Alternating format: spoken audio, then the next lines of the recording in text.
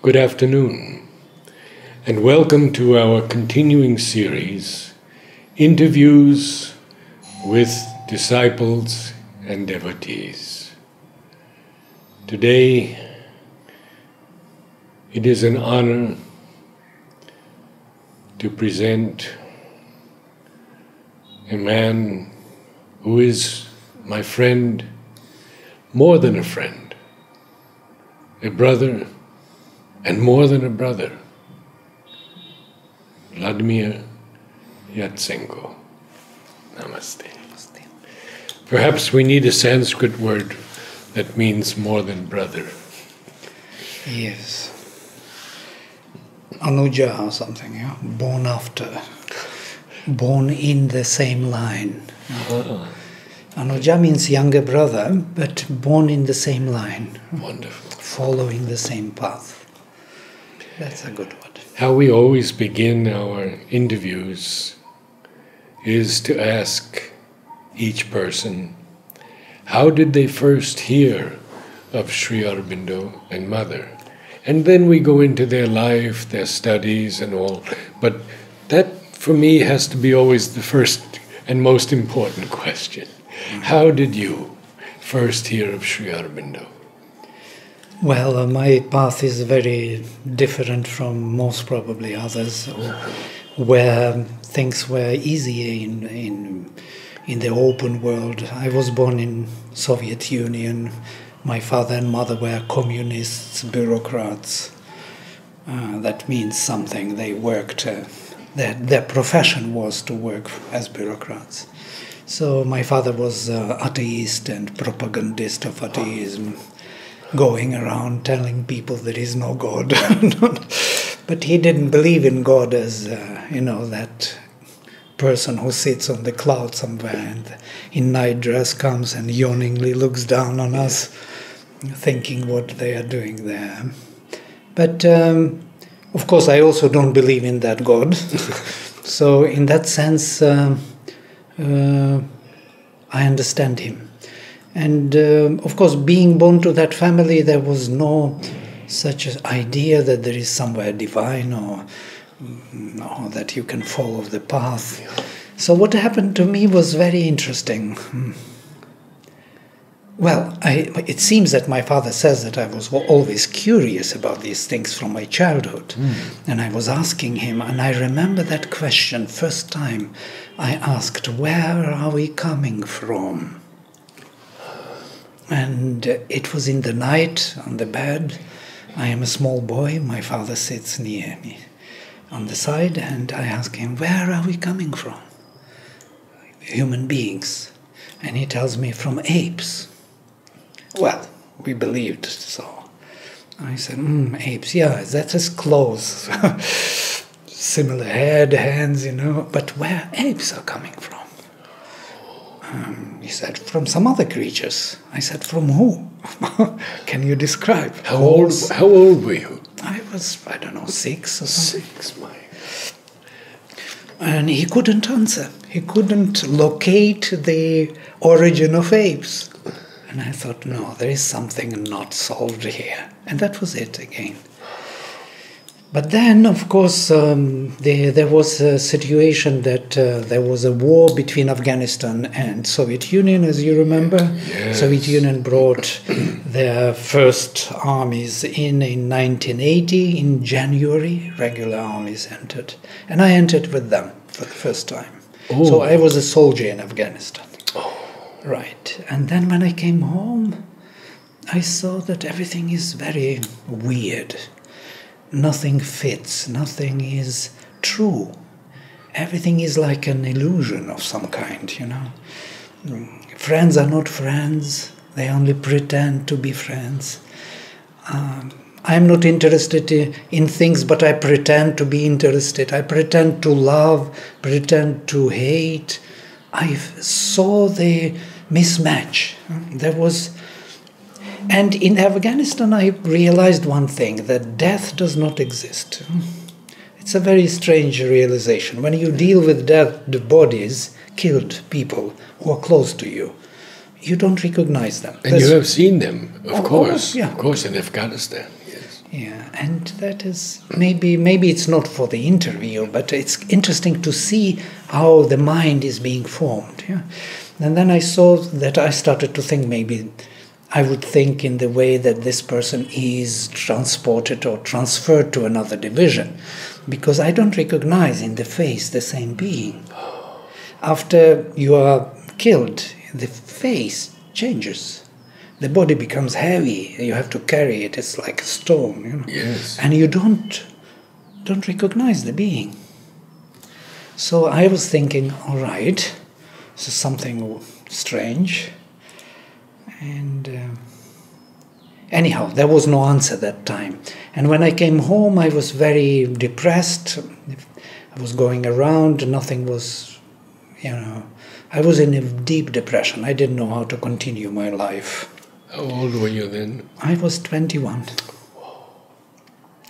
And then I met someone who told me this exactly, in Russian, of course. You know, God is. That's the phrase. And I knew it was true, immediately. And the whole world turned upside down, so to say. I became silent in the mind maybe for 3 weeks. I started to see colors, I started to see silence, I discovered beauty of poetry. Life came to me back. So from that time my journey started. I started to look into every literature through Christian mystics, through Buddhists, Zen Buddhists, you name it, yeah? Russian church at all? Was that of any interest? Yeah, I was going to every possible church, looking for every possible influence, traveling and meeting people. And there was a secret society underground in Soviet Union, which was called Samizdat. Samizdat means publish yourself. I know this very well because Dmitry von Mohrenschildt was a very close friend who was publishing Samizdat in the US. Right. And so how did you meet them? Yeah, it was by accident. That very person who said that God is had access to those books which were given secretly to one another. They were usually rewritten by hand. I was rewriting them by hand. Copied from another, copied. Yeah. So I'm given book, for example, for 2 nights. 2 nights only. This is very sacred. You come home and you rewrite for yourself. I had so many rewritten books. Sri Aurobindo, Conversations with Pavitra, I rewrote. It was my dearest. It was my guidance to meditation. Later, when I came to Sri Aurobindo. Before, I rewrote all kinds of books. Copying was not allowed in Soviet Union. You know, if they catch you with copies, you will go to Siberia. They will put you somewhere into prison or jail, somewhere far away, that you will never come out of it. But when you rewrite, it was possible, because it's my notes for myself. They cannot complain, even if they catch you. So that was the beginning, and then I discovered Conversations with Pavitra later, and then I read this and I felt the presence. I thought, how come I feel the presence? How come that me, 23 years old, can feel this vividly, pressure from above, this sweet presence, as he describes it in his. Then I started to go deeper, and then I found other literature. I remember when the first time I found essays on the Gita, and it was given to me, and I was in the tram already in St. Petersburg, going with this book home, and in 3 days I read the whole book. It flew in like a honey. It was no need of any interpretation. Everything was clear in that moment. This was the time when books had value. But then, what is interesting, I came to India studying Sanskrit in Pune University in 91, 92. At what age now? I was 30 years old. So between 23 and 30? I studied in the university Sanskrit department. It was like a miracle. I went there without any preparation and I entered. There were 360 people on one spot. There were only 6 places open for Indian philology department in St. Petersburg. And 360 applicants. Applicants for one place.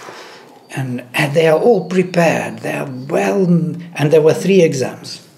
I don't know how. I was alone there, and there were 5 ladies, girls who were all read diplomas, well prepared, but somehow it happened to me. Most probably because of the Afghanistan, I think, because Soviet Union was, promoting those, their own soldiers. Yes, sure. So I think otherwise I would never. So Afghanistan played again good role. First as a crisis, and then as an entry to study Sanskrit. And I chose Sanskrit because I wanted to understand what Sri Aurobindo is writing about. I wanted to know the original text. Not what he writes I understood, but I wanted to have that original additional meaning, to go deeper into his meanings. And so you graduated from university? Yes, I graduated in Sanskrit language and literature, theoretical and general linguistics. PhD? But then I came to India and I had PhD in India. I had MA from Russia and PhD from India. I studied in Pune University, Bhandarkar Oriental Research Institute, became life member of that, going deeper into language. I needed language first. But one interesting episode from Soviet Union where everything was prohibited. Sri Aurobindo was prohibited, as you know. He was considered to be a reactionist. The special term, reactionist, nobody knows what it means, but it means something not good, for which you can be jailed. And so philosophers and psychologists were not allowed to have access to his books. In our public library in St. Petersburg, which is the biggest, I think 100 million books or something, they have everything there. But Sri Aurobindo is also there, but philosophers, psychologists, sociologists, they will never have access to it. But as a linguist, I could have had. So it's kind of squarely thinking KGB didn't really see the point. So they allowed me, with special permission, to get Sri Aurobindo's books from the library. And you come to the special room, which is heavily, with this steel doors. You leave all your things outside. You cannot copy things. So, and then I remember I ordered this Secret of the Veda, 10th volume and they brought for the first time, for the first time I saw original book of Sri Aurobindo. It was always rewritten something by the hand. And they just brought that book. And nobody opened it, most probably, before. It was totally... But when I opened it, these, golden pages, they're like... I just had to touch them and to smell the book. I couldn't read. It was overwhelming presence of the book. Just touching the pages, and I was sitting there for an hour, just sitting with the book. I didn't read first time. I just left afterwards with this overwhelming. Then I came every day, started my readings. And then I wanted to compare this with India. I came to India in 91, and I rushed to, in Pune they have this spiritual bookshop there on the bank of the river, the biggest one. I went there. Do you have Sri Aurobindo's books? Sri Aurobindo, and there's all kinds of books there. Yeah, we have them at the end, at the back. You go there to the back. So I went to the back, and on the back shelves, down, there were these in dust. Nobody was looking at those books. Life Divine, Synthesis, those cheap editions, 60 rupees, 80 rupees Life Divine, 60 rupees Synthesis. So I took all the books of whatever they had. and brought to Russia because everybody had to have these treasures which we were rewriting. This was for me. I was very happy that they had very low price because we had very low stipendium, sure. But I could afford all of them. And that is the difference when this knowledge is taken for granted. I think this is India is still to discover the greatest knowledge. And the mother? And the mother. Tell me. The mother, her voice, her readings. We didn't have the mother. We had only Sri Aurobindo books and that. I never read the mother in Soviet Union in samizdat. There were no books. No books. But there was her readings, her voice. Absolute voice in every sense. It covered all possible, like organum. It has depth, it has high tones, overtones. It was the fullness of her readings. That was overwhelming. I was listening to her voice with the music of somebody brought the cassettes. Oh. That's the only knowledge of mother from Soviet Union. Of course, here then it changed. Mother became absolutely different. Mother, now I discover mother more and more and more.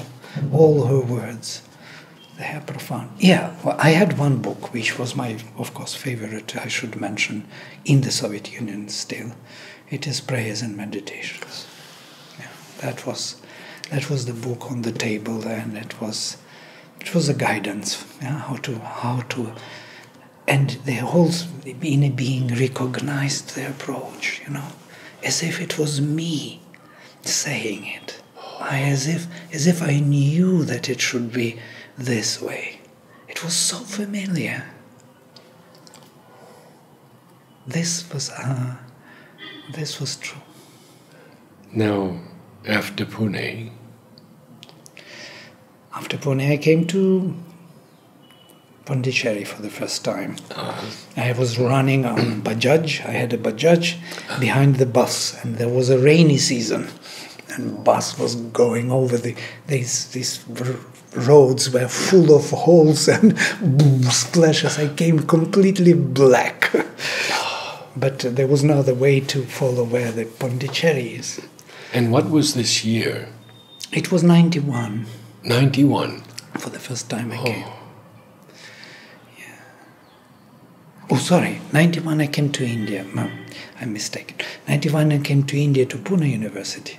I stayed 1 year and then Bhandarkar. 92. It was 92 in September I was here for the first time.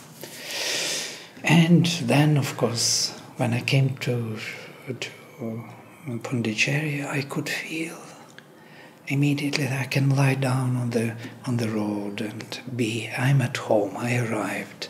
Pondicherry itself, not only Samadhi place. When I arrived at Samadhi for the first time, I knew the source of all that presence. It became totally overwhelming and much more powerful. And I knew, from here it comes. That was leading me. It was as if somebody led me, I would never do this. It is not the human mind can decide such things. And then Auroville. And then I came to Auroville to meet with friends, and I saw this red soil. And I recognized it. It was that red soil, was everything. As if I'm from some golden soil, and again, red golden color, that beautiful, Yeah. And I felt, this is where I should be. Oh. Mm-hmm. And I started to be there. And I was accepted immediately with no problem.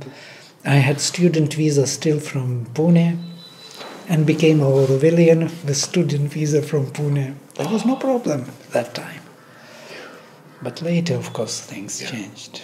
And then you started studying or teaching? Yes, I had many people, adults especially, first Russians. We started to study immediately Sanskrit. Everybody was there engaged. And where were you living? I was living in New Creation with the Russians together. That was the campus of all the Russians being there. I see. Very basic conditions, but very nice. When did you start working at Savitri Bhavan? Oh, from the beginning when Savitri Bhavan started to be Savitri Bhavan. Immediately we connected with Shraddhavan, and I brought all that in, and I had classes there constantly going on.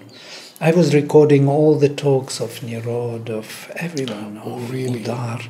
I have these original, there. I will share with you this. This will be very valuable. Well, Nilisha has started uploading things on this called SoundCloud, and it's only audio.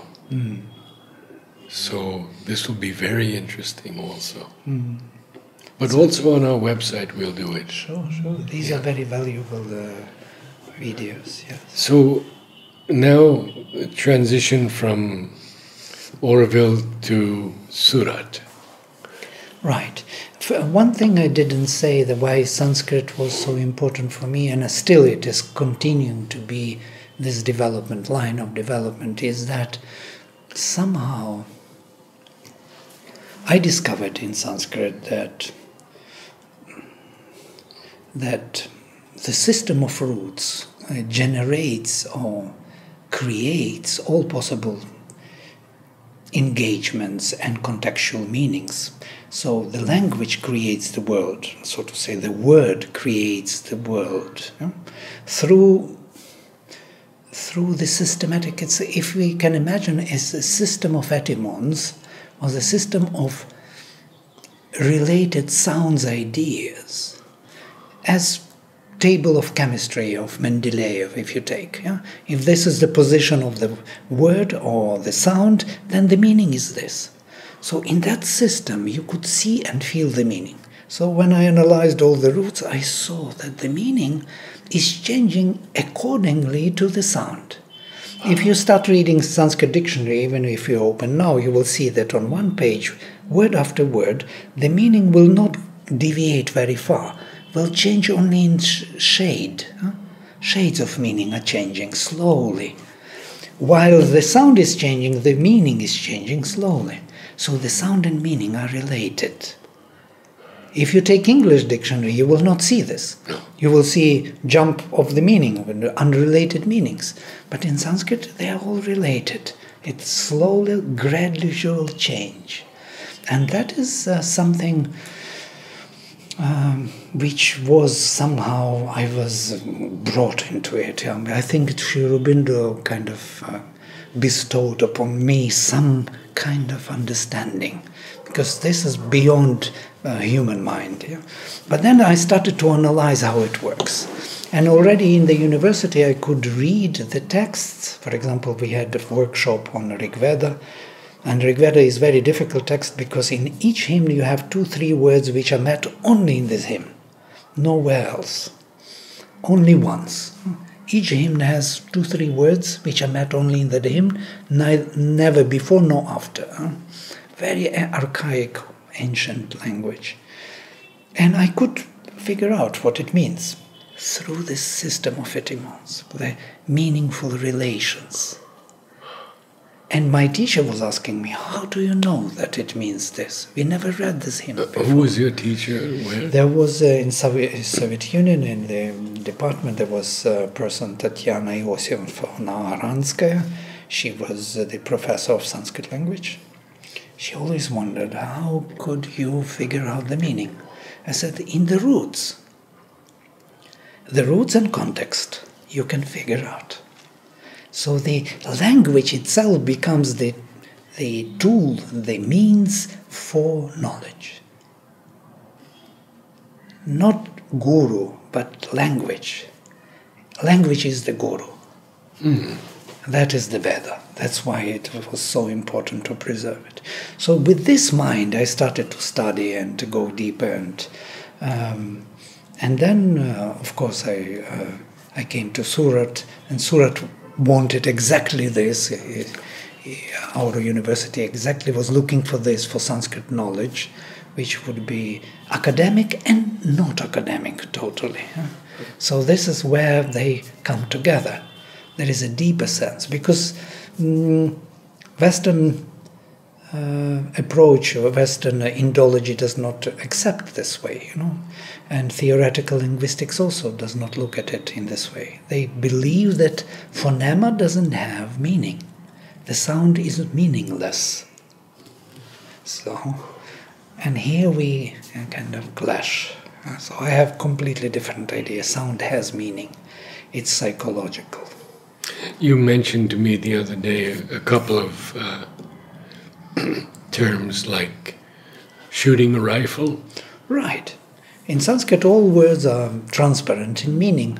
You don't need to translate them. Yeah? If you take, for example, asanda or asanam, it is from root as, to sit, and this is chair.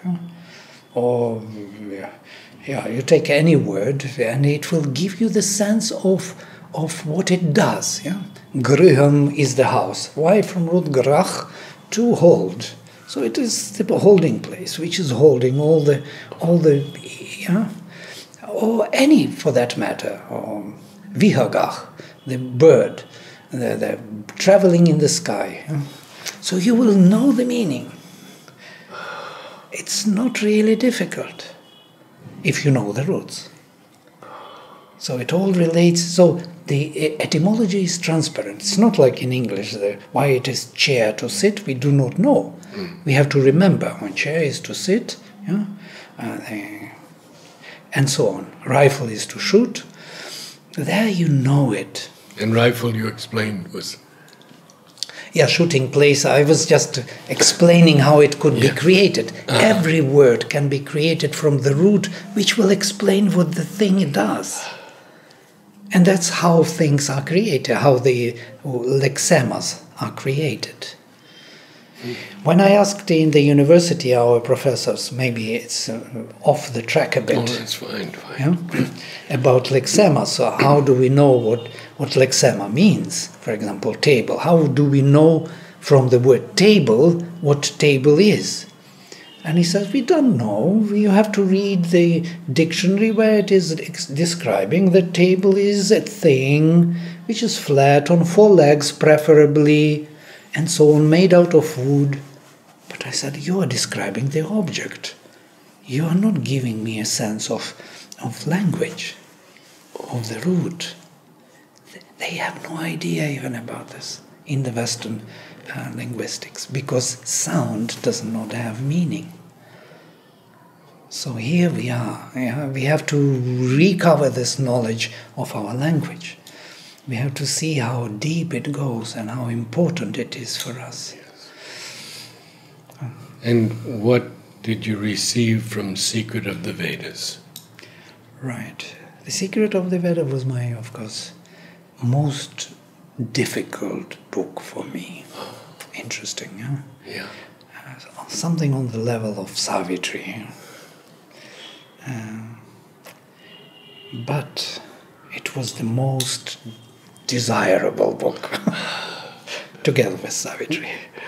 They somehow come together.